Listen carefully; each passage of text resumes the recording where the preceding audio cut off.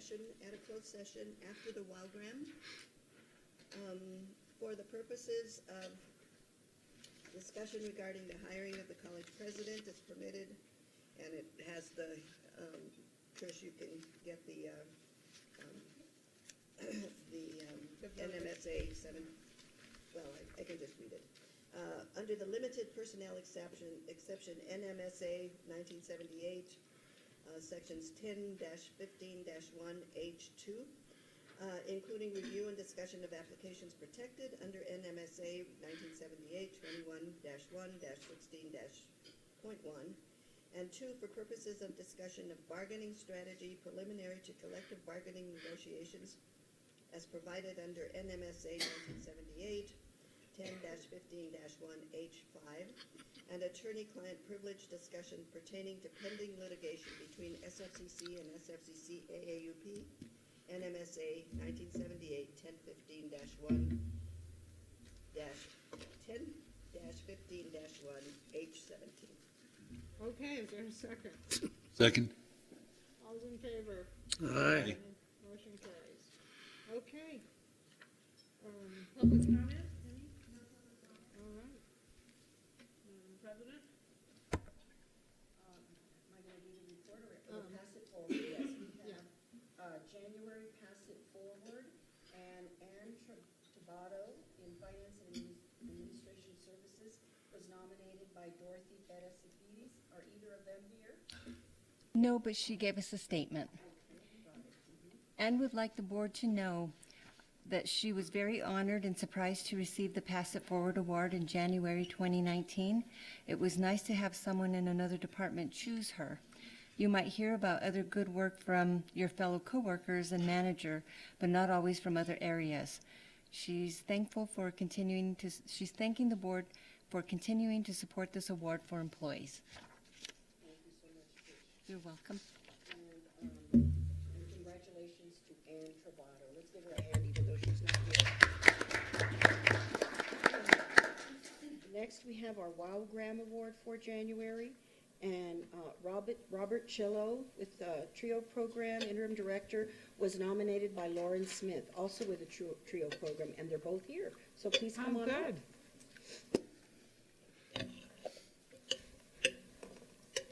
We really like it when people are able to come. Thank you so much for being here. All right. Great. I'm not very good with microphones. So first, I'm going to introduce Bob, and then I'm going to let him talk a little bit about TRIO, because we're taking this opportunity to make sure that you all become quite familiar with the TRIO program. Good. And thank you for having this WOWGRAM phenomenon, because it gives us a chance to say thank you to people and to honor people. So what I'd like to say about Bob, and I want to make it clear that I'm speaking on behalf of the entire TRIO staff, I'd like to say 3 things. Thing 1 is that Bob leads us in doing what we all do, and I think we're all doing this at the community college, but we really do this in TRIO. We put students first. So whatever it takes to make a student, to help a student be successful, we do that. We don't ever say, sorry, we just don't know, or sorry, you'll have to go somewhere else. We always find a way to connect them with whatever resource they need, or to actually serve them ourselves in the TRIO office, and Bob takes the lead on that. Thing 2 is that he, in my opinion, is the perfect combination of a leader, a director when you need him to be, and then a collaborator when that's more effective. So he gives us lots of autonomy, and he trusts us to do our jobs, but he is our leader, and we turn to him when we need to. And then the third thing I want to say is that he is one heck of a nice guy and a lot of fun to work with and to work for. So here's Bob Chillo.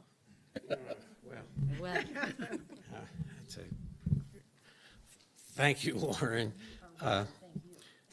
I think the highest honor you can receive is to have a colleague that you work with recognize you for what you do. And so, Lauren, thank you very much. That's just really appreciated and all. We love our program. And if you don't know anything about TRIO, I know President Cervantes knows about TRIO. I had her sign our annual report the other day, which was really exciting. But the TRIO program is one of those programs that was started by Lyndon Johnson 50 years ago. And it's been around that long. And the wonderful thing is it's a bipartisan supported program. How about that? And that's the exciting piece, yes. Because everybody sees the value of the TRIO programs. The Student Support Service is one of the programs within TRIO. And there's over 1,000 TRIO programs and student support services throughout the United States. So we're not the only ones in the United States. This is a federal grant program that you have to apply for through the Department of Ed. And our program is really a program to support the students here in any way we can. Lauren's been with us since last summer, and she's made an incredible difference. It's wonderful to have her. She works with students on all aspects of writing, study skills, organization, just really helping the students kind of balance their crazy life. Because as you probably know, the fact that our students can even come to school here is a privilege for us to work with them. They have so many things going on in their lives.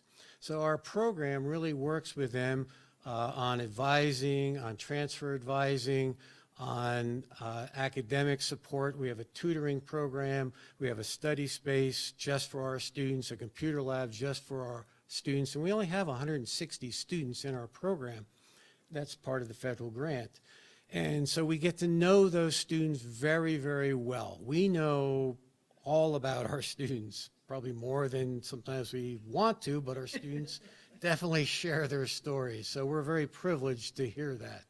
Our students have to be meeting the federal guidelines. They have to be either first generation to college. They have to, or they could be eligible through low income levels as determined by the federal government, 150% over the poverty level.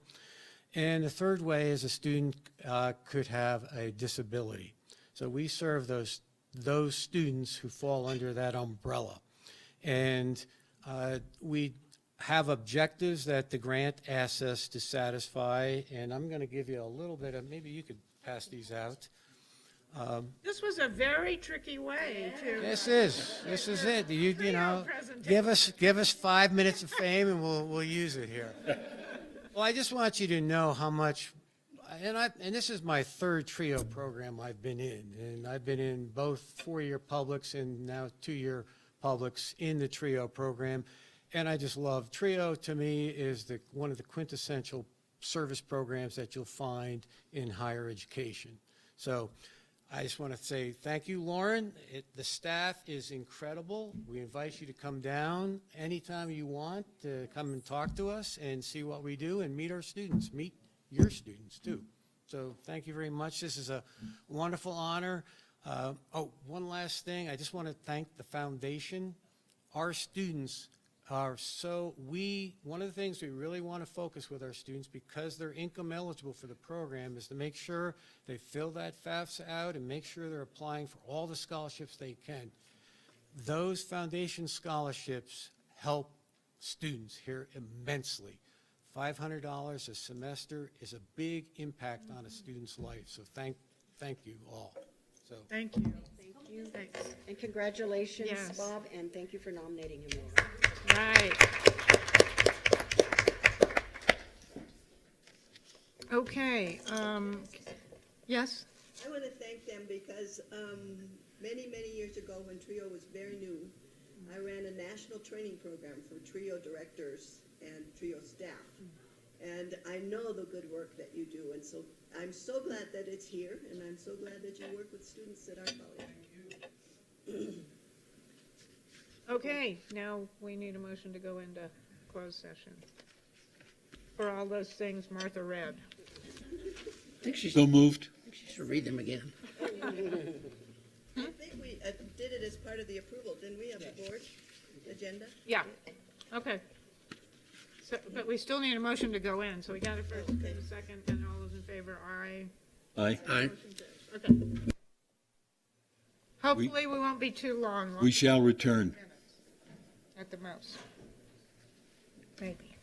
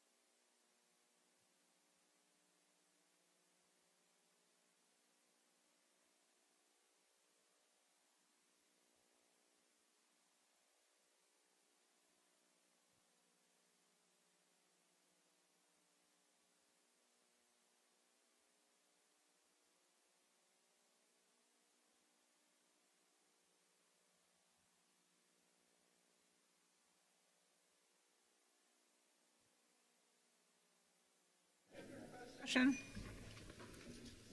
Nope. Is there a second? Second. All those in favor? Aye. Motion carries. Okay. What's President's interim report? Interim president report. Good evening, Madam Chair and members of the board. January was a busy month as always, and then February was the same. Here we are at the end of February. So the first item has to do with our local bond election and the implementation of the items to improve the college. And even though in your report it says that the renovation is 99% complete, I actually talked to Andrea Mueller, and it's 100% complete for interior flooring and furniture renovation. So we are ready for our grand reopening, which will be on March 14th, Friday, March 14th. We'll have a grand reopening celebration with all kinds. At the fitness center? At the fitness Okay. center. Yes, at the fitness center. Great. So we are excited about that. And, everything's ready. The gym floor was refurbished, and that reopened February 4th. And we are very thankful to the voters for supporting the college and the improvement of the fitness center. So the other big item regarding our local bonds is the Automotive Technology Center. That is moving along at a good clip. The design team visited several colleges and training facilities. They visited San Juan College, which Dr. Bustamante and I also visited a few months ago. And then they also went to Ames Community College in Greeley, Colorado, and they went to the Honda training facility in Colorado, and that was an excellent visit, and they got lots of good ideas to include in our Automotive Technology Center. The commissioning agent selection process is in progress, and there is a recommendation. They're going through the process, and they're also in the process of hiring both soils testing and survey services for the project. Sites B and C have been selected for the automotive building and the parking lot. The building will be just below the fitness center and with some parking for the vehicles that are going to be repaired. And then across the street next to the Trades and Technology Center will be more parking for students to utilize. The plans go to the Higher Education Department on preliminary plans on March 10th, and there'll be an HED hearing on April 10th. So we are making great progress. And then the other big component for the bond money for this first draw is the improvements to our learning space, and including the greenhouse, phase 2, and we're moving into the greenhouse now, making it operational so we can use it for classes. The fire inspection was approved, and that happened on February 11th. Other learning space and main campus improvements include that we are hiring the vendor to do the renovation project for the campus center flooring, hiring an architect to design the welding lab upgrade, hiring an architect to improve the ceramics area, and getting an estimate for an awning from an awning company and contractor for an awning for the emergency medical program to be able to expand outdoors under an awning. So there's a lot going on with our learning space improvements out of the bond. Moving on, our efforts to increase student success. Just I think it was today in the newspaper that there was an article about 10 students who received veterans scholarships and for their dependents that came from our foundation, from the City of Santa Fe Veterans Advisory Board and U.S. Bank. There were a total of 10 students. 7 of them were actually veterans, and their names are listed, and then there were 3 dependents, because dependents are also eligible for the scholarships. So we are very proud of our students, our veterans, and their family members. Our emergency response campus active shooter drill occurred on February 13th. I walked around a lot of the campus. We had first responders, we had the county staff that participated. We had our CERT team, our executive team, many volunteers. It was a big success in that, I think we had planned for months and months, and we knew what to expect, and everything went smoothly. The faculty were engaged. We had Noe Villarreal and Chris Getler had done training for faculty and for staff around the campus. So it went really, really well. Right after the training, we had a debriefing session that day, and the Hemis rooms were jam-packed with people that came to listen, to ask questions. I know one of the questions that a faculty member asked was, well, once you capture the active shooter, because there was an actor that was several, I think there was at least 3 active shooter actors that were around the campus at different places, and once you capture them, can't you let us know so that we can breathe easy? But the response was, no, we can't do that, because we're not absolutely sure. There's a huge campus to check on, and we need to get around throughout the campus, so we can't let you know. You have to sit quietly until we give you all clear. The only other thing that the law enforcement gave us feedback is that we had the announcement that this was a drill over the PA system, constantly being repeated, and the volume was so loud that the law enforcement had a hard time hearing their radios, and so we have to just work on that. But that's like the biggest thing that needed attention, so it's not that big really, So it was a huge success, and I think that the lessons learned and the practice was so important that we've got to plan for it again next year, because we'll get better and better each time we do it, and become more familiar with the strategies that we need to utilize. Let's see, we had a naturalization ceremony on campus on February 1 in the Hemis rooms. We had 67 candidates that took the oath of allegiance, and this was with our literacy volunteers of Santa Fe that are housed here at the college, and of course we partnered with the U.S. Citizenship and Immigration Services. Very successful. Again, the Hemis rooms were jam-packed with family members and guests. I was asked to give the keynote speech, and it's a very moving experience, to see all these citizens in front of us. I was the first one that got to see my fellow Americans. So I felt really proud. Can we go back, you mentioned about the bus? Oh, no, I didn't. The bus. I was interested in that. This is common. Santa Fe Trail bus passes are available at the bookstore for $17 for a 30-day pass, or $60 for a month. That one? Oh, the one before that. Yes, that was, and the reason I didn't mention it is because we had Candace come and talk to us at the last meeting. Remember, she was here at the work session? I gave us her report. Oh, okay. She's a student who is just very interested in supporting students.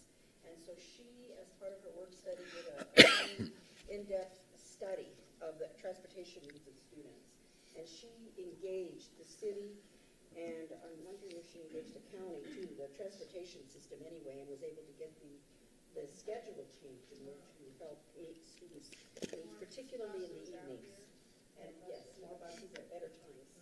Yeah, so she's fantastic and really worked well with that project. We're proud of welding instructor Clayton Heshlakai. He was named by the American Welding Society 2018 Welding Instructor of the Year, and other folks in welding got recognitions as well. We had a wonderful head covering around the world activity that the President's Diversity Advisory Committee sponsored at the end of January.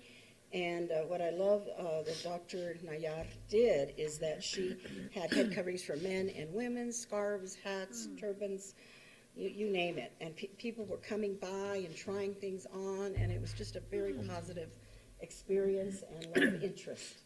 And she took a lot of pictures that we posted. The Visual Arts Gallery exhibition, Artists Eclectic, showcased artwork by faculty and staff in a variety of mediums. And that exhibit just closed with a reception last week on February 20th, and I'm sure it was very well attended.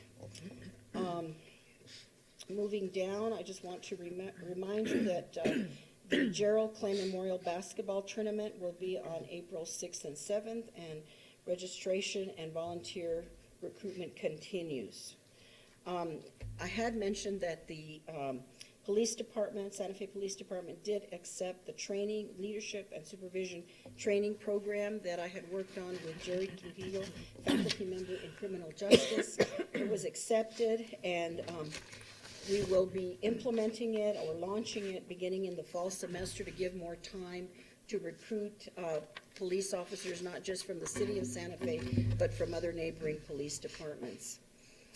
Let's see, moving on. Let's see what's going on to mention. We had the nursing students in partnership with the New Mexico Department of Health offered a free flu vaccine clinic on January 24th because there were still flu vaccines available, and we wanted to be sure and give out as many as possible. Thanks to Dean Jenny Landon for helping us partner with the New Mexico Department of Health.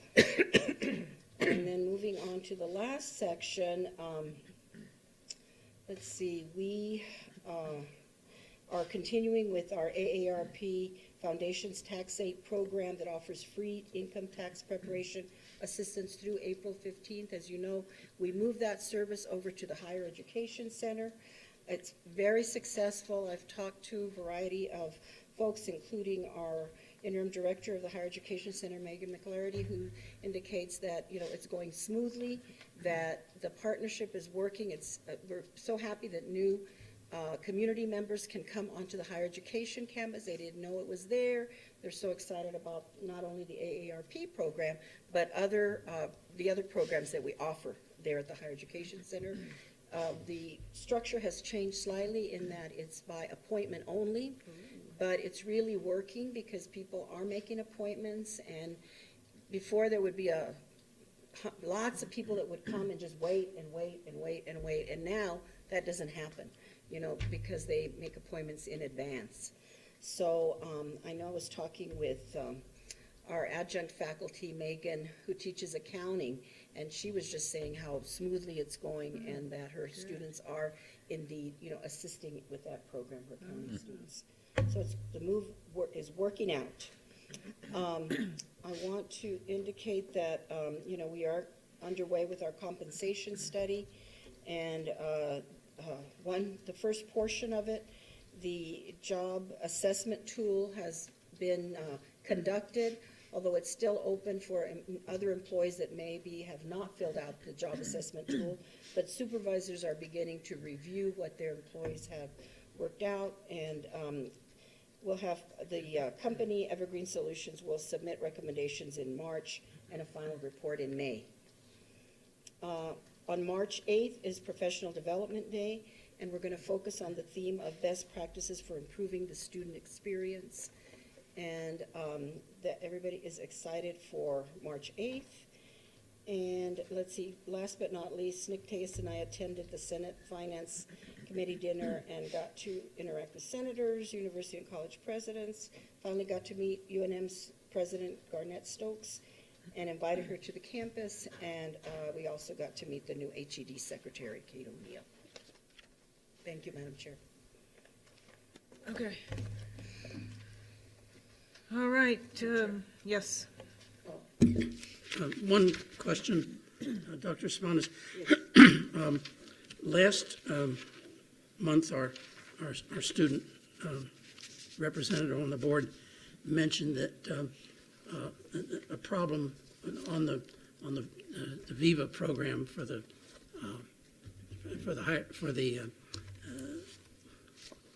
what's the name of it, the Witter Fitness Facility. Yes. That the paramedic students couldn't take advantage of that because they didn't finish up until 5 o'clock, and that was the end of the time period. Have we looked into that? Is there a resolution to that? Have you gotten any feedback on that, Dean Landon? About the I was not aware, I'm sorry, so we can definitely look into it. Yeah, it's in the minutes from our last meeting.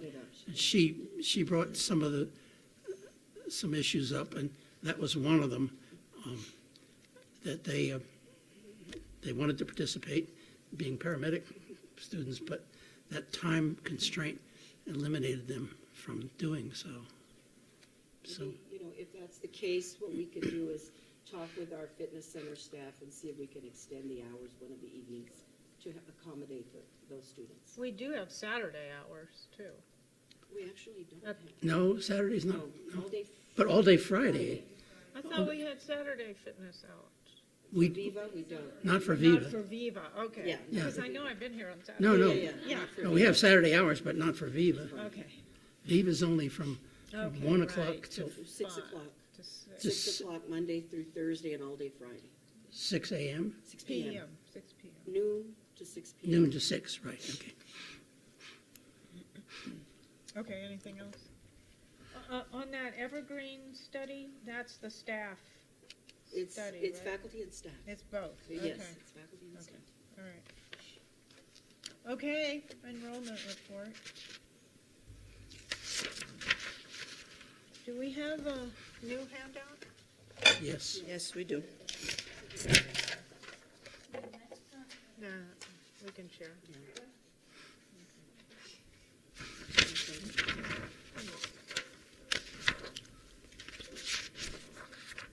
Okay, I am here before you to present the enrollment report. Madam Chair, members of the board, President Cervantes. We are down 5.36% in headcount and down 8.38% in FTE and credit hours. I'm happy to answer any questions if you all have them. Yes. I can tell us kind of why that mismatch in FTE. So we have the students who are here are taking more hours. The students who are here are taking fewer, right? So you don't see as big of a decline in headcount as you do in the FTE and credit hours. So the ones that we have here, students, are not taking as many hours. And any insight into why students are taking fewer hours? Which students? I can't say which students, but I will say that I think, you know, it's pretty widely understood that the economy has a great deal to do with that. So our students have jobs and they are heading off to work and they aren't able to take as many hours as they could have otherwise when the economy is not quite as strong as it is now. Yeah. One more question. Are we expecting the students to come over any more of them, or are we about done? We still have some registrations left for late starting classes. So we've got classes starting, you know, ongoing from now till the end of the semester. Fewer after midterm, but we still have some registrations left. And then I think that we still have some dual credit registrations yet to complete, but most of those are in. I was just going to add, Madam Chair, that regarding the late start classes, that the marketing department has been letting students know about those late start classes to encourage more enrollment. Yes. Mm-hmm. So are we looking at the areas where we know we have more students than we have capacity, like healthcare? As she looks at Jenny Landon.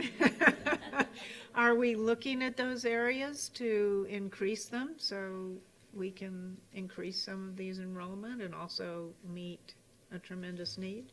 But we're always looking at ways to expand. Jenny, do you have anything you want to add? It's Why don't you part of come it has to forward do to with the microphone? our facilities and how many classes we can offer at one time, how many cohorts we can run at one time. And we're limited in some of those healthcare classes, most of them, as you know, to the number of students that we can have in a cohort. But I'm going to let Jenny. Okay, sure.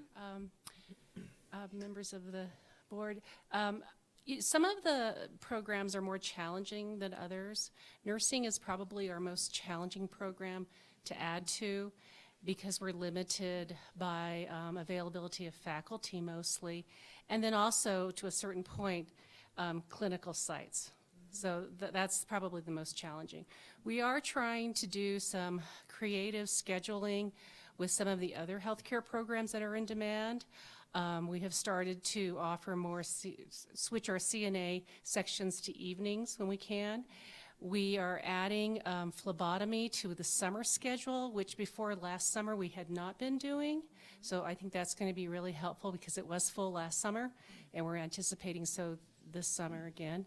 And we're trying to transition medical assisting to be more online as where we can, and that way we're hoping that we can, we actually have room now in medical assisting, and I think it's because for the last couple of years with the SunPath grant, we had assistants to be able to offer extra cohorts, and interestingly enough, the last year we saw our enrollment numbers for medical assisting go down a little, and I think that that's why.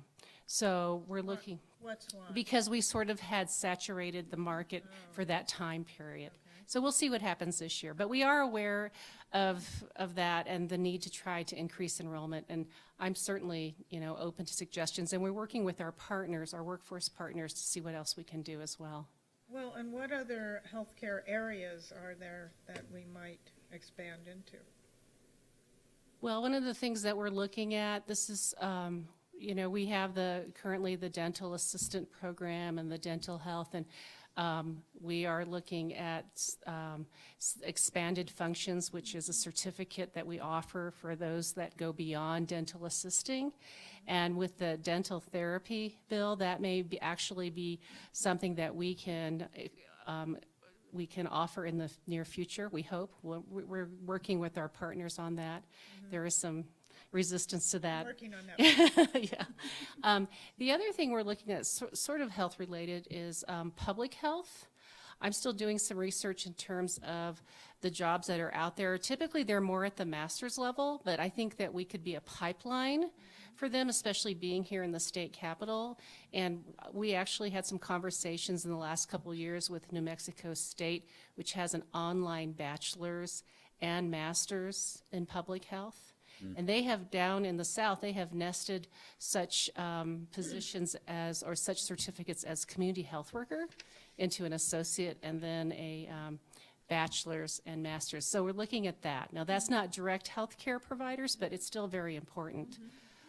Trying to think if there's anything else we're working on right now. We've never looked at the community health as aid, that community health, whatever you just said. Oh, the community health worker, we actually currently have that certificate, and it's actually very popular, or has been, because we had HRSA grant funding from UNM. That ended last fall. So when that ended for free training, we've seen, of course, sort of a decrease in enrollment. But that is something that we offer regularly, and we actually started offering it at the Santa Fe Indian School this past year. And as you know, community health workers, which are called community health representatives on the Pueblos, are a very in-demand occupation in the Pueblo communities. I think those are the main ones, yeah. And is there any other area that we're not looking at related to health? Currently, I don't think so at this time. I'd been asked before about physical therapy assistance, but it appears right now the market is saturated And with those occupational. Right. So at this time, we're not looking at any in the near future. Okay. Thank you. And wait, on that point, but it's not healthcare related. In any of our trades and technology areas, are there any? Where are the opportunities where students are coming, that we have Come more on up, Dr. students Bustamante. than we have openings? Where we have more opportunities than we have. Where we have more students than we have slots. Is there any anywhere? I would say welding, HVAC, and plumbing. Okay. Huge opportunities. Okay, then Both big. what's our plan to expand there? Well, we're adding more welding stations. Is it 5 more? We are adding 5 more 5 more welding welding stations per stations. the approval of the Yes. welding folks, Uh-huh. the budget That's gonna folks. help. I mean, Okay. Those are HVAC? huge. HVAC and plumbing, huge need. There's another area where we have a need, but we're not seeing the enrollment, and that's in our construction trades. we have had now 2 major contractors doing commercial construction here in town asking us for our students to go work things like the school down the street here. And we put some money in from a Perkins grant to do some advertising, and there's just a perception that doing construction just isn't paying well. And Really? yeah, that the types of jobs that they'd be able to get, and I'm getting this straight off of our social media. We had a new social media site, and we got some feedback that, could call it feedback. We got some nasty statements on there that why would we go work construction, make $12 an hour, is what one of the people said. And so there's a perception that they're not going to get paid well, when the reality is this is a little bit more of an advanced skill set. It's not just laborer. And not that there's anything wrong with a laborer, but because it is a skill set that folks don't have, that they would actually be compensated better than they're thinking. So we're getting ready to have another round of advertising along those lines and put some real specifics about the job. We're meeting with SARCON on Wednesday. There's a need, and that's one of those where we can get some folks in there and they'll be employable immediately. Like literally after their first 3 classes, they're employable. And the good news is, the crazy good news is that ECO, the Early College Opportunities Program, they have about a little better than 125 students right now in their construction trades. So they've got the students, they're all at the secondary level taking college level credits. They can finish at 18 years old and be employable at a job site. So it's exciting. We want to get the word out, and it's really about tapping folks on the shoulder, saying, this is what you can go do. And then there's public health. And LPN, Jenny's got another. Oh, yeah.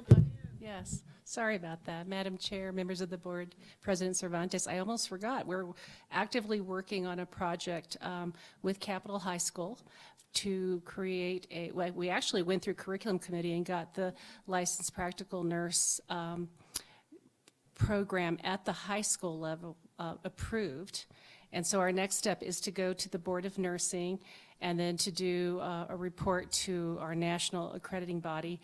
And the plan is to start our first cohort this fall at Capitol High. And the state is watching us because no other college has done this yet.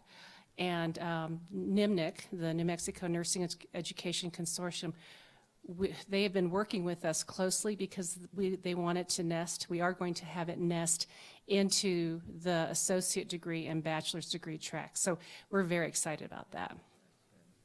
And so are our workforce partners. Yeah. Okay, Jack. On the nursing program, is the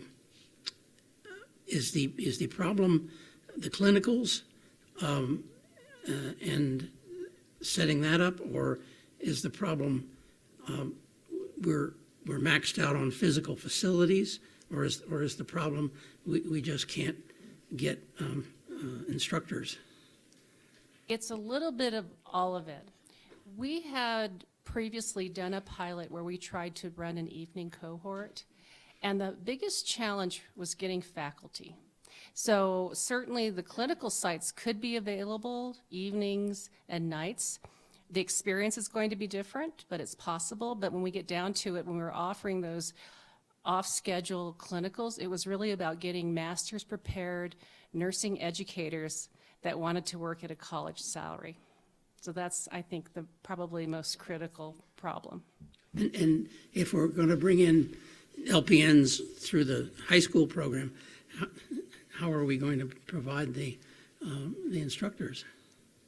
So we can actually do that during the day.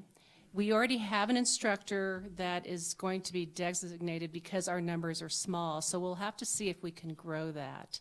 The interesting thing about that particular program is that I think we'll be able to tap more into the folks that are clinical partners of ours, because it's at a lower skilled level than the RN. And so we feel like it may be a little bit easier to get our clinical partners to actually give their nurses time to oversee our LPN students. But it is sort of uncharted territory. But we've gotten a commitment for at least our first group, which will have 16 students, we hope. Thank you.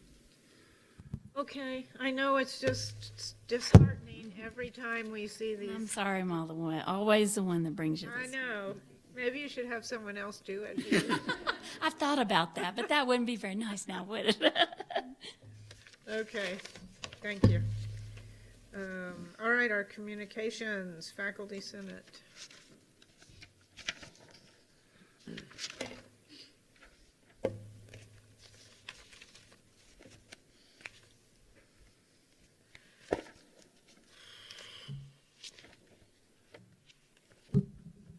Chair Siegel, President Cervantes, members of the board, thank you for this opportunity.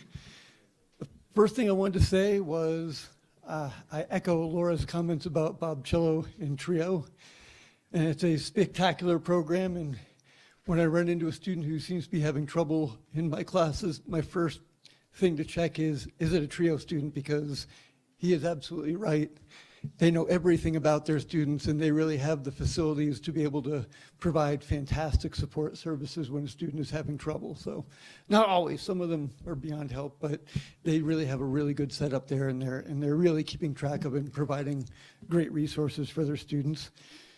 Second, I was wondering, can a student get the WOW award? And I know, because Candace really deserves the WOW, and she's a student worker, and it's wonderful, outstanding worker. Maybe she can, but I would absolutely nominate her if I could. She's done really all on her own, did so much more than most people would have been able to pull off in that, from going to the foundation, going to Santa Fe Trails, to everybody. She really did a great job, and which she would not give up until she got what she wanted, and so she did. But she deserves great recognition and support any way we can.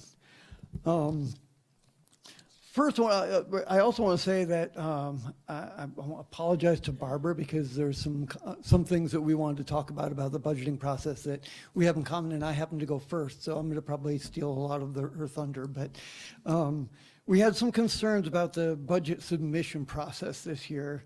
We appreciate the opportunity to participate, absolutely, but the Financial Oversight Committee was caught a little bit off guard by being invited a little over a week ago to evaluate, and that's never been a part of the role of the Financial Oversight Committee in the past, and so we were a little bit caught off guard, really short notice, and not the best tool for evaluating. So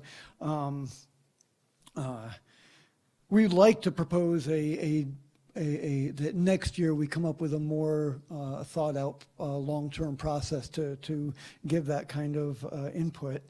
One is that we should start in October, identify the people who are going to be on that, because the Financial Oversight Committee was really to just look over college budget assumptions to make sure that we didn't overspend again. And so we've had processes involving faculty and staff where we evaluated budget priorities before, but it was a completely different group, and we think that's probably more appropriate. Creating some sort of, spend the fall developing a process, the schedule, the rubrics that we're going to use for evaluating everything. And when we looked at, we were given the opportunity under the things that were described as essential to pick our top 5, and the things that were related to KPIs that we'd pick the top 5. And one of the things that jumped out at us right away is the things that are essential. We thought maybe we should have just been looking at, are they? Just evaluating, are they essential or are they not essential? Because if they're essential, they should all be funded, right? So we didn't think that should be a rating. It should have been just a judgment or a recommendation whether we really saw them. So more like a pass-fail. Also, we think that the use of a total fiscal impact could be a big thing, because we looked at some things that were like $500,000 asks, and others that were like $5,000 asks, and so maybe we would rate the $500,000 one first, but wow, sure would have been nice to get some of the smaller ones in there in some category, so we didn't spend all the money on one thing when there might have been a lot of other opportunities. We gave our input, but we'd like an opportunity to refine our input. I think the committee is willing to get together and look again and go through and do what we were talking about, talk about whether we think that these things are essential or not, and then actually rating in order, top to bottom, the whole, as a group, the whole ones that are listed as KPIs. So we're willing to do that if that's interests the board and the president. We're very excited that Vice President Peters is coming to Faculty Senate this Friday. The topics of conversation are going to be academic leadership, course cancellation process, and faculty hiring and vacancies. And we've gone through a couple weeks of planning to think about what were our priorities. And I think, honestly, we look forward to having the Vice President come back again later on, and President Cervantes as well come to the body and talk to us. So we'll talk about that, and the invitation will become forthcoming. But we're very excited about this opportunity, which is an hour of our meeting. And I'm worried that that's not enough time, but that we'll do our best. I'll try to give my best facilitation skills. We're working along our faculty handbook. We have a new secretary, Lucas Gonzalez, from Health Sciences, and we're very excited, and he's very engaged with the process, and we're coming up with all new processes to make our minutes better, the way they get to you guys, the way they're reviewed by our body, and the way they're archived. One of the things we've discovered is where to find the minutes from the beginning. Some of them are in the library, some of them are hard copies. So we're trying to digitize everything to make it so that the entire Faculty Senate minutes from the beginning are archived in one way that anyone can go and search that easily. The curriculum committee has been very busy with common course numbering and degree plan revisions.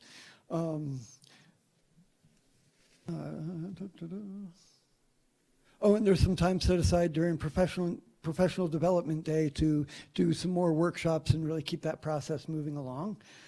We have a resolution forthcoming. We'll be voting on it this week about suggestions for changing of the course cancellation process.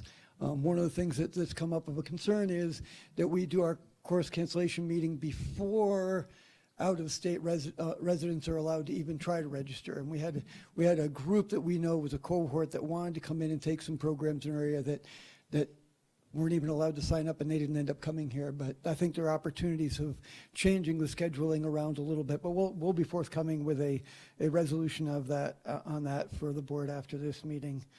We're looking forward to meeting the presidential search candidates, and we thank the governing board for the opportunity to meet with the candidates and participate in the process. And that is our report for today. Any questions? Madam Chair. Yes. Zuby, we went through the budget update process on Friday at the Board Finance Committee meeting, which, by the way, is open to the public, and we certainly welcome any faculty to attend. I don't recall any being there, but certainly would solicit, their input at any public meeting. The thing that I found in this new mechanism for looking at capital outlay projects was that in addition to just setting up a wish list, and as you say, we could say, is this important or is this not important?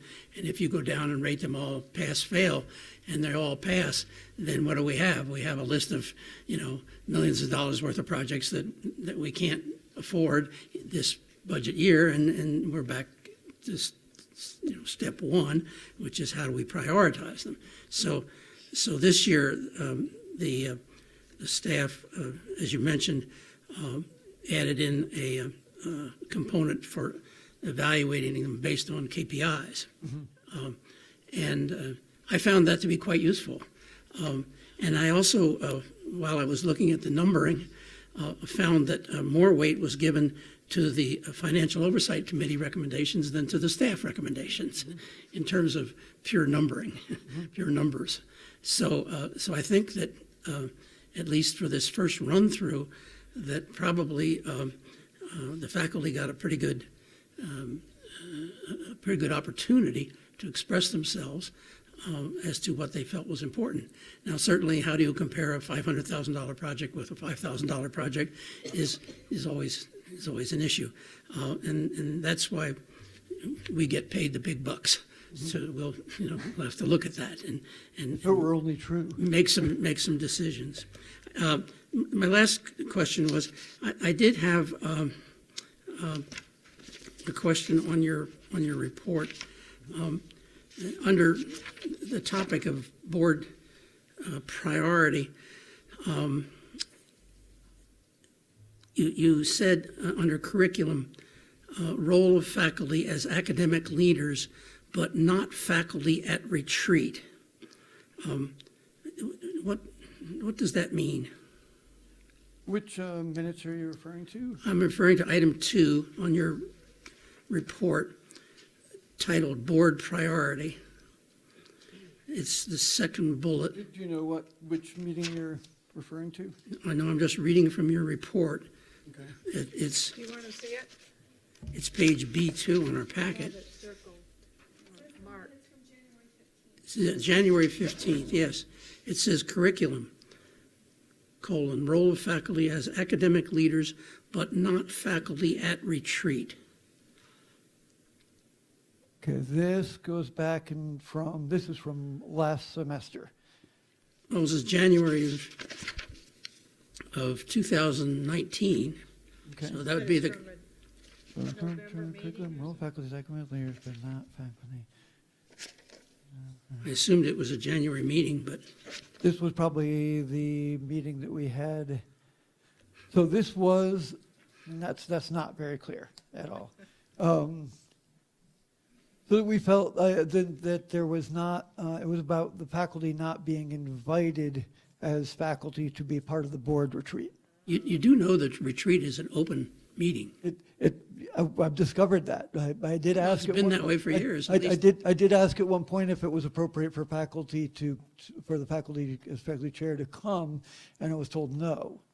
And so, but I now realize it is an open meeting, and Always has been. we will almost certainly be working on. But I think having a retreat, I would think it would be not just faculty invited as an open meeting, but faculty invited as a part of the campus community to give input on, because we do play a pretty critical role in the mission and the function of the college. So I think, Well, every retreat has an agenda. We have an agenda at our retreats, and we also frequently have a facilitator as well. And so I would certainly hope that if there's any faculty or community members who have input on any of those agenda items, that they'd be welcome to attend, and you even get free donuts. So. and I think we will be attending regularly, but I also think it would be appropriate for leadership of the faculty to be invited to be a part of a retreat that's focusing on developing a mission and goal for the future of the college. I'm inviting you. What? I'm inviting you. Okay, well, thank you. I'll be You're there. welcome. All right. You're hereby invited. Just don't schedule it well during one of my teaching. Well, I can't promise that. Okay. Thank you. Is that it? Thank you. Any other questions? Okay, thank you. Thanks.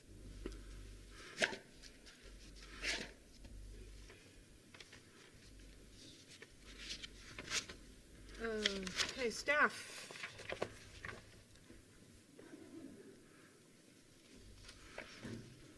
Interim President Cervantes, Chair Siegel, Governing Board. It's nice to be back. I haven't seen all of you for a while.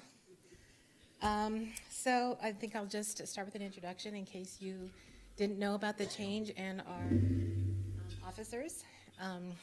Due to the change in position for Megan McGarity, we realized that she was no longer eligible for membership as part of the Staff Senate, which also did not allow her to serve as one of the officers. And so we had a meeting, I think it was 2 meetings ago, and discussed it. And I sort of threw myself under the bus to say, hey, I'd step in with a little bit of experience if you want me to finish out her term until we have an election period. And everybody was in favor of that, and so I was glad to serve. I know it's a challenging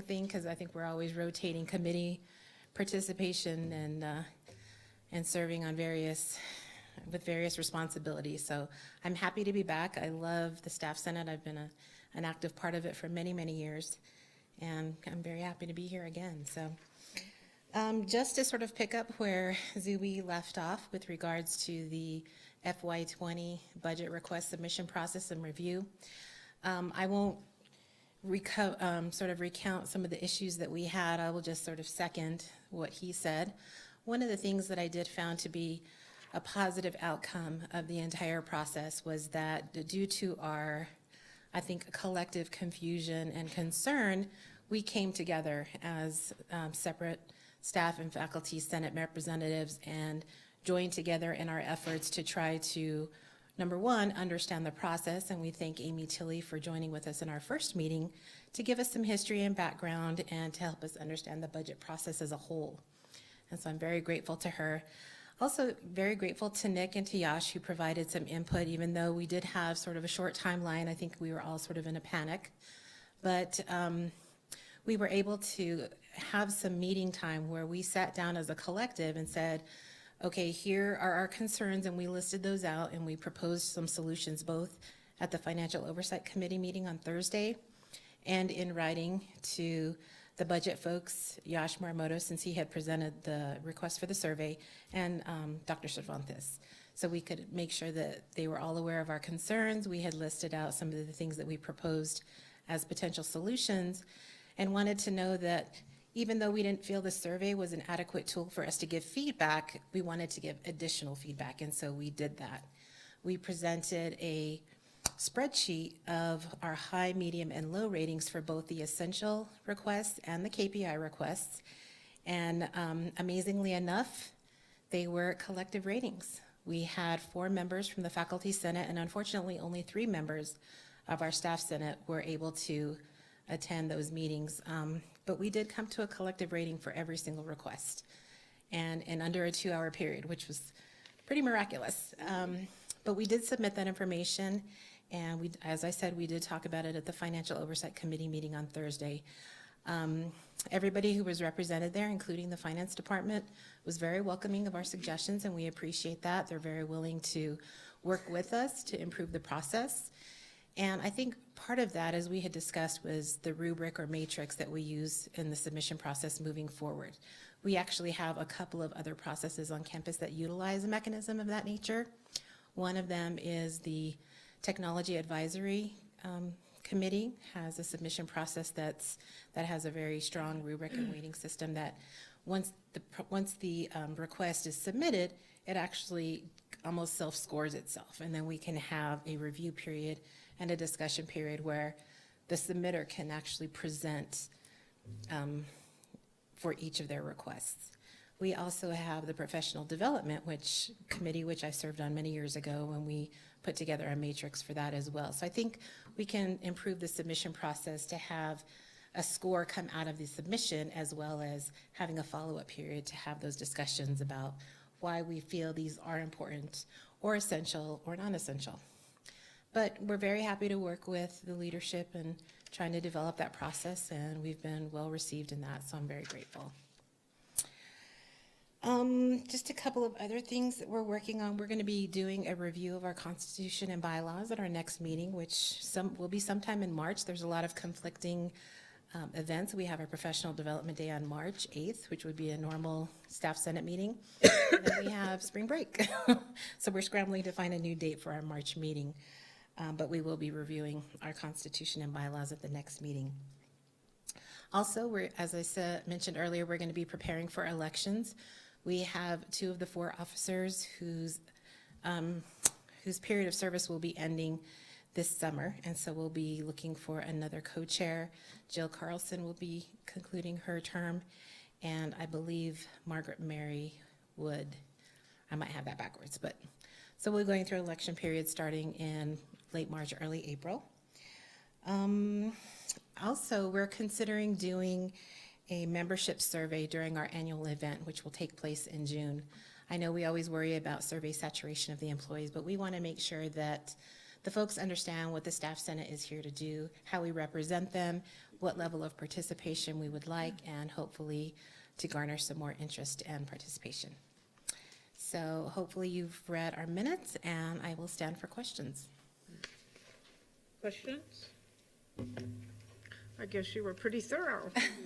Okay, Okay? thank you so much. Okay, we have no student government. All right, on to approval of the consent agenda. Is there a motion to approve the minutes listed here? Is there a second? Second. All those in favor? Aye. Opposed, motion carries. Then we have matters of policy. Where's Laura? Where is, Madam Chair, yes, I move that we would take the matters related to SFCC or the final reading of the financial oversight policy off the consent agenda. is there a second? Into action items. Yes, Second. okay, all those in favor? Aye. Okay, motion carries. Yes, thank you. I have some questions. So Laura? Madam Chair, while she's coming up, we reviewed this at the work session, Oh, okay. and there were a couple of edits, which Laura will read off, and there was consensus at the work session that those edits were fine, Okay, but we need to read them into the all record. right. So we're on tab D, which is action items removed from the consent agenda, and that's the policy. That's 1-31. Right, so am I supposed to come back, or is this? Yes, no, right? Okay. Madam Chair, members of the board, Madam President, the changes, I'll read out the changes for the board financial oversight policy. This is the second reading. It's policy 1-31. On page 4 of the policy, I'm not sure where that lands in your book, but you should have a hard copy in front of you. The recommendation is that under policy process B, it should read, the board shall meet to review the financial statements. And under policy process C, the board's review of the financial reports shall be made available to the public through meeting minutes. So there's a period after the board shall meet to review financial statements, period? Yeah. Yes. Okay. What else? And then the second, under C, if you're okay with that. And then on page 7, because the board will meet in its entirety, it is no longer a committee. On page 7, under M, financial review committees, we've deleted SFCC shall establish 2 finance committees, and deleted A, the governing board finance committee, since it's the entire board, or the board. And so there would only be one committee, the financial review committee. Okay. And just as a reminder, should this be approved today, we will repeal policy 1-6, administrative services, and policy 6-2, tuition and fees, both of which content have been merged into this policy. Okay, I had a question on page 5, under G, purchasing and contracts, line 2, under 1, line 3. A specially appointed board audit committee, but we don't have a definition of a board audit committee. I guess we probably don't need one, but. Where are you, Madam Chair? I'm on page 5, under G, G1. It's the third line of that one sentence. The board or a specially appointed board audit committee.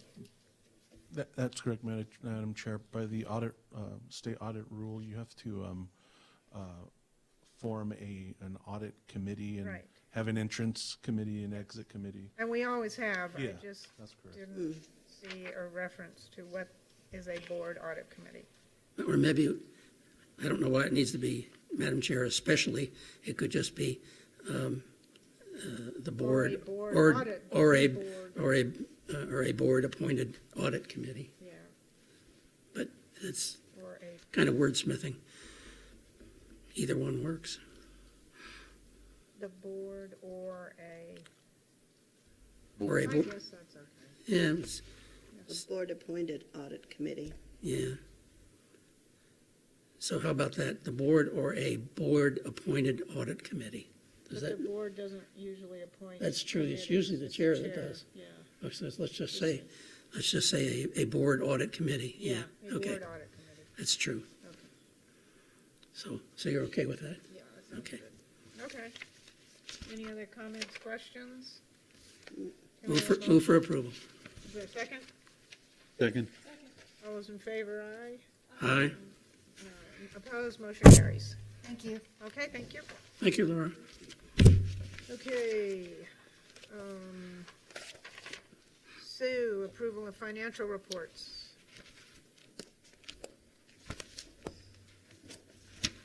Move for approval. Oh, haven't gotten there yet. We did do this for 2 hours on Friday, by the way. Right. Just so just so the public knows that That we don't just, we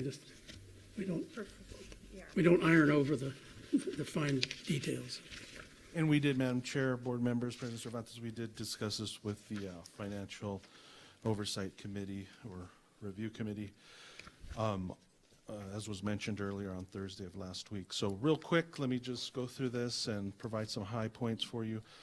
This report is the financial report at the end of January 31st, 2019. And at the end of January, we had a total of $12.8 million in our operating bank account.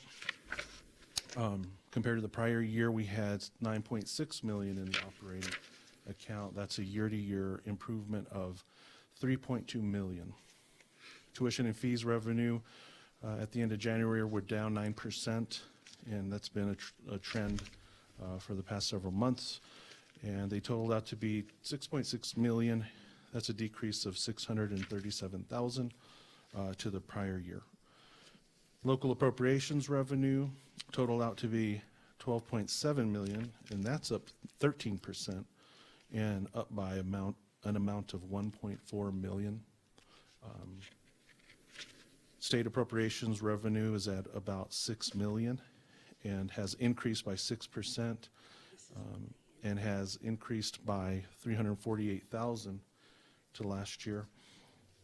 If you look at total ING revenues, in total they're up by $1.1 million.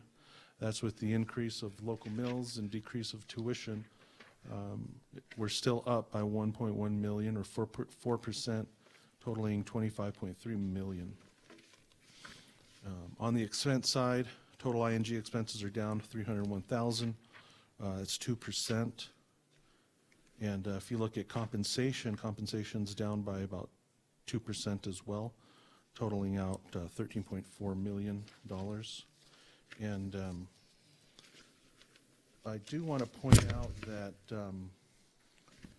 our public service fund's actually worth mentioning here. If you take a look at the public service fund, you'll see that the Kids Campus is actually doing Page E10. very well. Yes, it Yeah. looks like it. And in total, we're beating our projection, which was having to transfer about $700 from ING to public service. We have a really strong number at the bottom line in January. So that's worth mentioning. We hope that will continue to continue on that trend through the end of the year. Is the higher ed center, we've really collected most of that revenue That's correct. through the year. Yeah, so all we have is expenses. And the expenditures are on track to be less? Or, I mean, we had a deficit last year of 64,000. We're projecting a 64,000 deficit. Yeah, I think we'll come pretty close. Oh. Pretty close, yeah. It'd be okay if we had less. Right. Okay. No. Okay. That's all I have. If you have any questions. Any other questions? Okay. Can we have a motion to approve the financial report for January? So moved. Is there a second? All those in favor? Aye. Aye. Opposed, motion carries. Okay, this very important HED report. The quarterly report, yes, you've seen this before.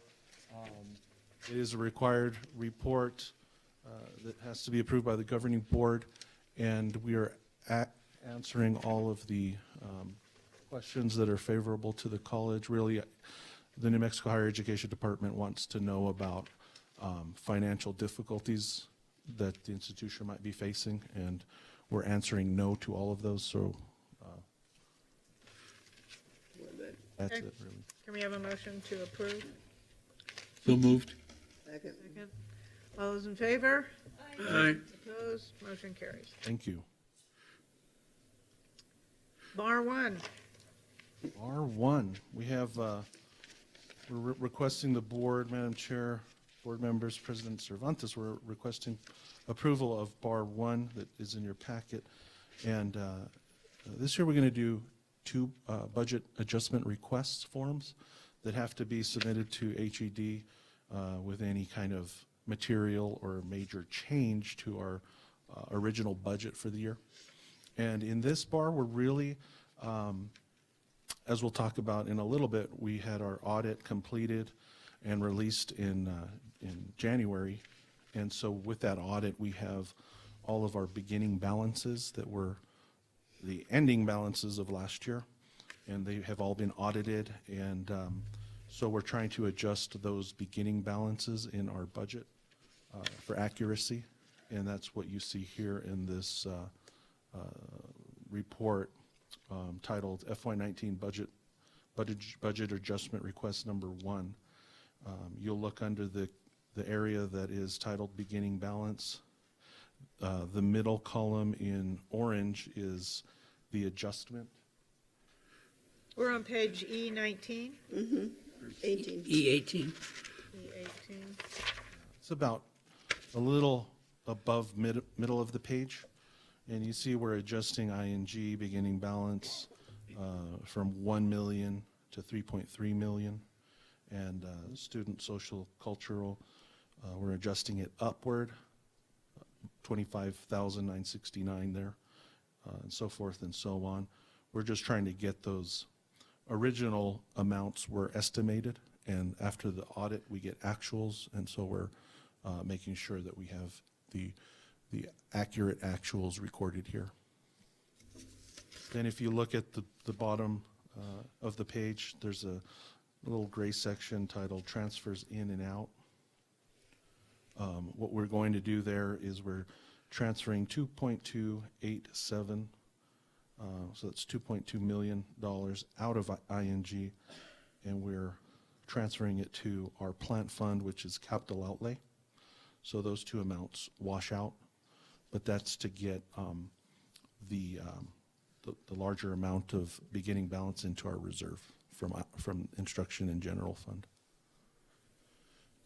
It's pretty straightforward. Yep. With that, on page 2, you have the changes to ING. On page 1, it's like the whole institution. So if you want more detail on the instruction and general fund, you have that information there. Madam Chair, I have a question. So way at the top, and I see this happens throughout that page, there are the report of actuals, which I assume is what we have in hand or what we have actually expended or whatever. And then there's the original, and the original in bar 1 has the same figure even though the report of actuals is higher. How does that happen? Or what does that say that I'm not understanding? The report of actuals come after, they actually get submitted after we approve the budget originally. Okay. So it's a timing thing where the board approves the FY19 budget here, then we do the report of actuals, and that's what actually happened. So the original column is really a projection, and the purple column is what actually happened. But then why does bar 1 still call up the original? Oh, that's that's fiscal year 19. and the report of actuals for the end of the fiscal year 2018. I see, okay, thank you. Any other questions? I had one other question, and that was down on student financial aid. We report less money expended than what we had. How does that happen when we have such great need? Student financial, are you looking at expense? At transfers in and out. So under the purple column, that's last year, FY18, we had 660,000. I see, okay. 660,000 transferred to student financial aid. We've increased that this year to 770. Okay, that's what I wasn't understanding, the FY18 column. So it's gone up Yeah. a little bit. Thank you. We probably could do more, but we should keep that in mind, definitely. Yeah. Okay, a motion to approve the bar one. Question, Question. when does bar two, when do we do bar two?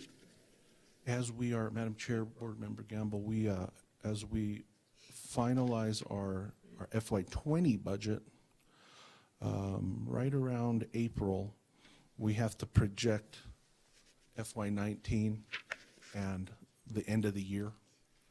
So in April, we'll be doing that, and we'll have to make sure that all of the other accounts in this report, like expenditures and revenues and all of that, are adjusted for this year, which will ultimately roll into the FY20 budget. Like, they'll essentially be the beginning balances for FY20. I see. So sometime in April. April, we'll do bar number 2. You'll see that, and there'll be more information for you on that. Okay, now a motion? Madam Chair, I move approval of bar number 1. Is there a second? Second. All those in favor? Aye. Opposed, motion carries. Thank you. Now we have the financial audit. Yes, Madam Chair, board members, I have our independent auditor. He's a partner at Axiom CPAs and Business Advisors, and he's here to let you know what occurred with our FY18 audit report. Go ahead and introduce yourself, and then you can start talking. Member of the board, President Cervantes, good evening. My name is Jaime Rombawa, and I'm the audit partner from Axiom CPAs.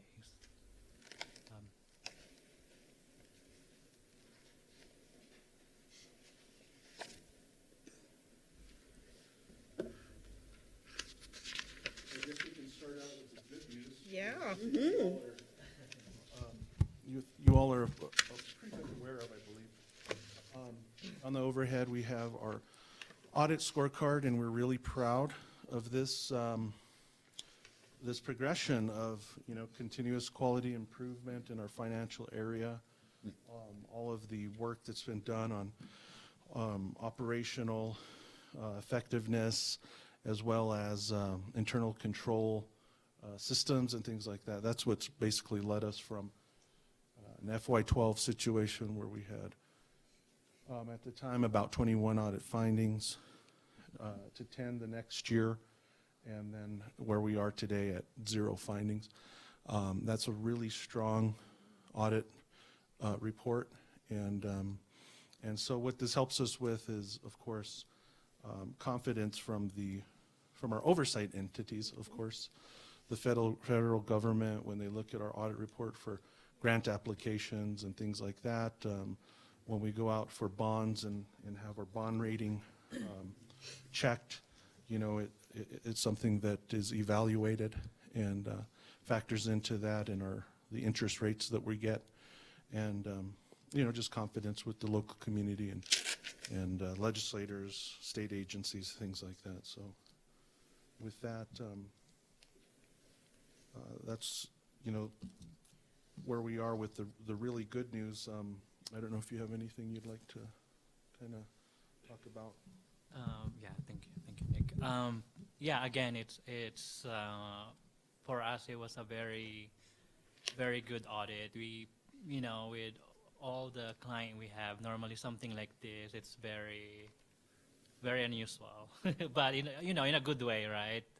Not having findings, but as that trend, it was, you know, concerted effort, and we love your team. They're on top of everything. Very smooth for us, meaning like when we ask something, we get things right away.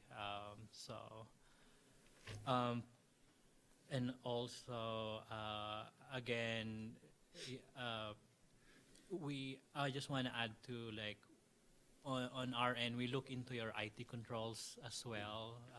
I've been talking to Jeremy back there, but as far as your IT, they're pretty good control. You got pretty good controls there as well. So that's something that we don't normally look at, but as a firm, we call it like value added. So we look into that as well. Are you gonna cover that? Or? Yeah, if I can just point out a few things. If you have the audit in front of you, we have on our balance sheet. Page. Page 10 should be on. Oh, I'm sorry. Page 9. This is our balance sheet, and it's basically the net worth of the college that's demonstrated here in terms of assets, liabilities, and net position. And one of the most important things is under current assets, cash and cash equivalents. That has gone up from year to year. Last year we had reported about $6.6 million in cash and cash equivalents. This year we have 17 million. That's the work that's being done over trying to, increase cash reserves. And it's gone up quite substantially by about $11 million. And that really affects the assets of the college. And if you go to the bottom line, there's a little bold section titled Total Net Position. It shows $4 million there. That is factoring in what we've been talking about the past couple of years, which is the net pension liability. So that's the ERB reporting issue.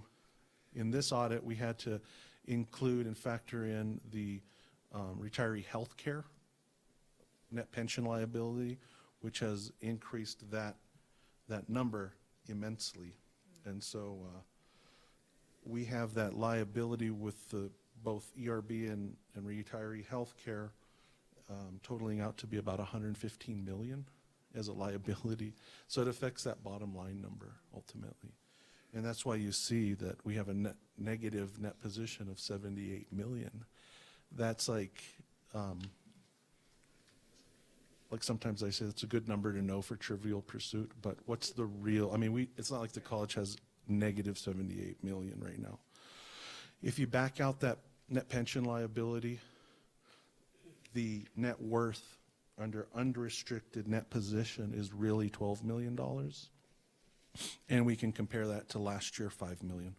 So the net worth has grown by, that $7 million number or so.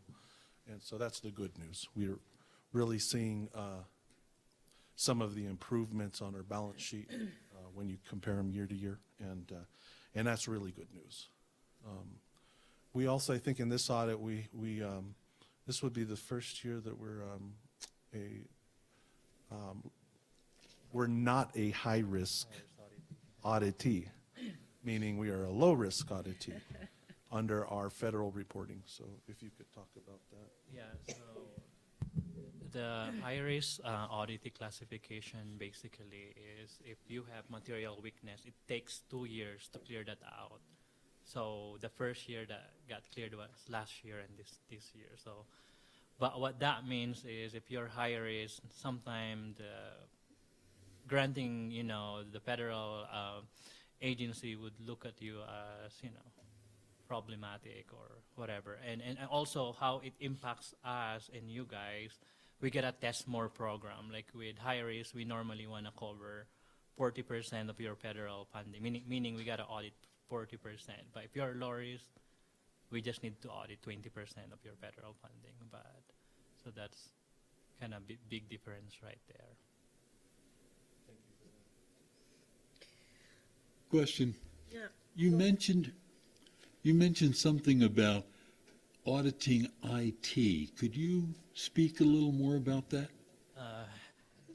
We didn't audit your IT per se. What we look at is our main goal here is to audit the financial. But this financial, you only get here because you have good system, right? Right. What we do is we did a walkthrough of your system. So when I say walkthrough, we didn't test it, but basically we reviewed some screenshots, some procedures like password policy, for example. Your IT, we look into your IT security too. Do you do like pen tests? And are you proactive on things, or are you reactive? Kind of thing. But overall, we see your IT as, the controls are good, and you have basically you have a good vision how you get. It's not perfect, but I think you have good vision to where you want to go. So is that included someplace in this report? It's not. That's not included there, but that's why I'm saying it's a value added. Right now we're looking. I see. Yes. Okay, thank you. Madam Chair? Yes. A quick question about liabilities when it comes to the pension fund and the retiree health. So the number that we have in terms of liabilities, is that a portion of the overall liabilities of this, since we're in a statewide fund, a number of that? Or does everybody kind of take the statewide fund as their number? Is there some way to apportion it out?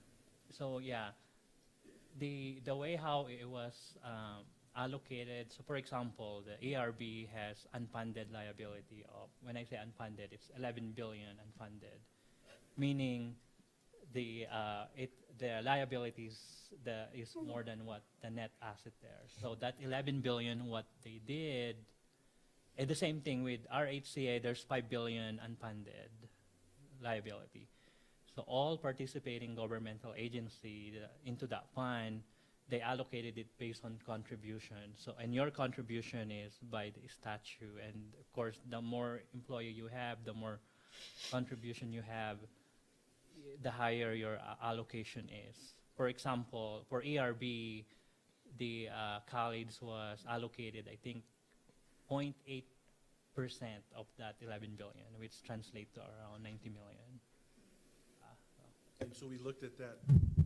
We recently looked at that as well, and if you compare it to last year, they use a rate that's factored in. It's called the discount rate, and what it is the estimated earnings on the plan, right? So on the investments. And last year the rate was right around 7% or so. It went down 2%. So in last year, the unfunded liability was about 7 billion. They readjusted the discount rate by 2 percentage points, and it went from 7 to about 5 something. That increased the unfunded liability from 7 billion to 11 billion. When that happens, that's when ours goes up as well, because ours is a portion of that. But if you can imagine, there's not a lot of, it's hard to predict what the discount rate's going to be in, in it depends the on long term. Yeah, it depends on the fund performance. So how is the fund doing? But ultimately, if the state is not going to do anything, right, this liability keeps going up every year. You're not even paying, you can even catch up right now, right? You basically, in the past, they're trying to we're going to get it lower, but that's not happening until they do something. Something means Well, they've higher contribution. increased the ERB rate by 0.5% in the latest budget. Yeah. So we're going to be paying more. For the next 3 years. So are retirees, right? So there's increases on both sides, not just us? Just employers. That has, Madam Chair, Board Member Keith, that has, cascading effects where the institutions who have pretty flat revenue streams currently have to keep on sort of eating these things, and that's less funding for other things like compensation increases and those things that continuously need to grow. And so it poses a lot of challenges. So it seems like improvement started in that when we started incorporating Banner and utilizing, we were doing a lot of things by hand. And when you came in, you really started making that happen where we got more of our accounting in the Banner system. Is that correct? That's correct, yes. And so now everything in finance is working through Banner. Is that correct? We don't have any more manual keeping records or? There are still some, you can't like automate everything. Mm-hmm. Control, for example, like review of invoices and other. Oh, yeah. They're still manual, but as far as we see, there's most of things that you can automate. They are automated. There might still be some there, but again, it's. Yes, I think that the critical control areas we have included them in our book of records system, which is the Banner system, and we are fully utilizing that to be a primary area of how we control the different checks and balances and the financial operation. Mm-hmm. Well, I think you and your staff are to be commended for 0 findings. That's really excellent. Absolutely. It's excellent now. We'll talk again next year. Well, we have to be grateful for each year. Absolutely. Yeah. Can we have a motion then to approve is it accept or approve? Accept the audit or approve the audit? I move to accept the audit. Accept, yes. Second? Any other discussion? All those in favor? Aye. Opposed, motion carries. All righty. Thank you very much. Thank you. Thank you. Okay, and now we have what everyone's been waiting for, including our new reporter from the New Mexican, Dylan Mullen, taking Robert Knott's place. So welcome. We'll hope for a lot of good stories from you. So Martha, do you want to take this one? Well, as you all know, in open session at our last meeting, we voted to accept the recommendations from the PSAC. And I want to first thank the members of the PSAC for the incredible work that you all did. We had faculty representation, union representation, staff representation, we had directors, we had senior administrators, we had a student, and we had community members. Originally, we had 5 community members, but 1 withdrew due to illness, and so we had 4 community members who participated in the PSAC. They did an incredible amount of work to get us the recommendations that we bring, that we announced today. The 5 finalists are Dr. Raul Rodriguez. He's from Santa Ana, California. Dr. Ray Rivera from Phoenix, Arizona. Dr. Kimberly Messina from Napa, California. Dr. Rebecca Rowley from Clovis, New Mexico. And Dr. Kim Armstrong from Malvern, Arkansas. And I think we owe a huge debt of gratitude to Martha, who has been working on this for months and who has spent hours and hours working with our consultants and communicating with us about these ideas and working with the search committee. So thank you, Martha. We had 2 staff people, Donna Wells and Terrence Donaldson, who also helped to facilitate the conversations and to keep notes and do the logistics of the PSAC meetings. And so thank you to them as well. And do you just want to briefly talk about our meetings, our interviews? And Sure. So the first interview is this Friday. It'll be an all-day event for the candidate. He will meet with community people. We will have an open forum at 2:00 in the afternoon, I believe. I should have that schedule. Here, do you want to? Yes, thank you. He will meet first with staff Senate leaders. Then he will tour the campus, or she. There are 2 he's and 3 she's. He will meet with the deans and the associate deans. Then he will have an hour and a, or she will have an hour and a half interview with the board members. Lunch with the vice presidents and the AVPs and the executive directors.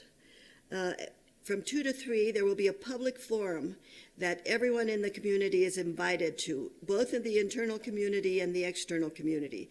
So anybody from the public who wants to attend, we welcome you and we would appreciate your feedback. Anyone who internally, a member of the community, whether they're students or staff or faculty or administrators who want to attend the forums, there will be a short presentation by the candidate. And then there will be a lot of time for question and answers, and there will be a feedback session, a feedback form that people can fill in and leave for us so that the board can review those after each of the candidate days. And then they will meet with faculty senate leaders, with student leaders, and then they'll have a meeting with the interim president. And then they'll have dinner with the board so that we can get to know them a little more informally. So that's the schedule for the days. The scheduled interviews, the days are March 1st with Raul Rodriguez, March 7th with Kimberly Messina. Let's see, then the 11th with Rebecca Rowley, the 12th with Ray Rivera, and the March 4th, I'm sorry, I eliminated that, with Kim Armstrong. So the interviews are the 1st, the 4th, the 7th, the 11th, and the 12th. So I hope you'll clear your calendars and give us a lot of feedback from those public forums about what you think about would be the best fit for Santa Fe Community College. And is there a feedback loop from the different constituency groups on campus when they meet with them? We have not planned for that, but if you'd like one, I'm sure we could do that, huh? So when, yeah. You'd like, I think okay. that'd be a good idea. Okay. That shouldn't be hard to do. It just means more work for Yash.